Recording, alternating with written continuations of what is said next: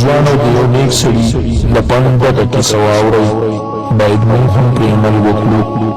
یو ځوان یو نیک سړي ته ورغی، ورته یې وویل چې زه ځوان یم، خواهشات مې زیات دي، په ښار کې پرېږدو له کتو څخه ځان نشم ساتلی، نو زه څه وکړم؟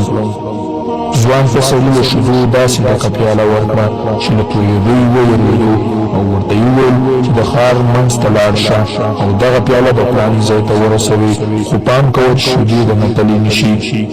نیک سړي په خپلو شاګردانو کې یو کس ته دغه دنده وسپارله چې ورسره لاړ شي او ورته یې وویل چې که شیدې ترې توی شوې نو د خلکو په وړاندې به یې سم ووهې.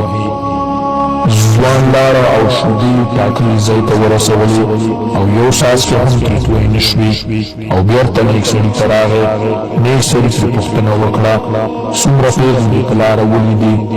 ځوان ورته ځواب ورکړ ای نیک سړیه، خوا او شا مې هېڅ نه دي لیدلي، یېرېدمه چې هسې مې شیدې رانتلې نه شي او یا ووهل شمه او د خلکو پر وړاندې رسوا شمه.